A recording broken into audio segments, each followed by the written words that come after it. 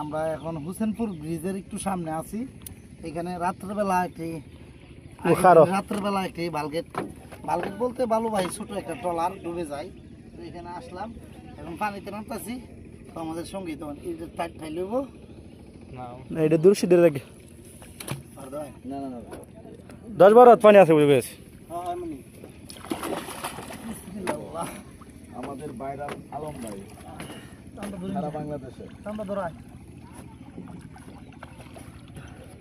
আমরা ধরে খারাপ করাই।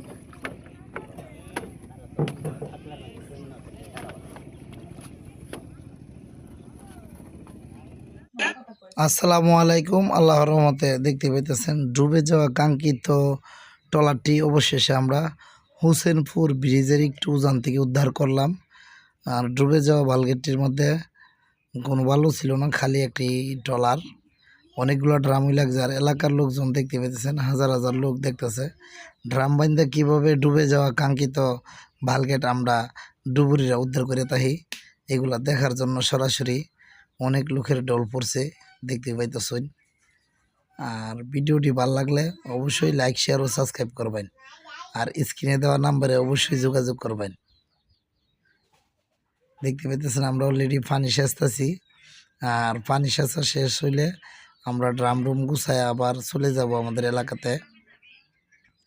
ছোটো মোটো কাজ অনেক সময় যখন আমাদের মানে দুর্ঘটনা হয়, আমাদের এই স্ক্রিনে দেওয়া নাম্বার তাহে এই নাম্বারে অবশ্যই যোগাযোগ করে।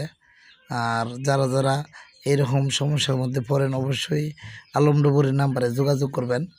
আলমডুবুরির নাম্বার আর দেওয়া থাকবে। দেখতে পাইতেছেন গালের মধ্যে কালি মালিয়ে বড়া, কারণ এখানে ডুব দিছি তো ইঞ্জিল রুমের যে কালিগুলি পড়ছে গালের মধ্যে, শরীরের মধ্যে। আর ভিডিওটি ভালো লাগলে অবশ্যই লাইক, শেয়ার ও সাবস্ক্রাইব দিয়ে আমাদের পাশে থাকবেন। আল্লাহর রহমতে আমাদের কাজ প্রায় শেষ। আমরা এখন গুছানি করতেছি। দেখতে পাইতেছেন জিনিসপত্র গুছাই আমরা চলে যাওয়ার জন্য প্রস্তুতি নিতেছি। আর ভিডিওটি ভালো লাগলে অবশ্যই বেশি বেশি করে শেয়ার দেয়া আমাদের পাশে থাকবেন এবং আমাদের সাথে থাকবেন। আর আমরা ডুবে যাওয়া আসসালামু আলাইকুম। দেখতে পাইতেছেন এই চাচার নৌকাটা কিন্তু বিশাল বড়ই, এটা ডুবে গেছিল। অবশেষে আমরা উদ্ধার করলাম।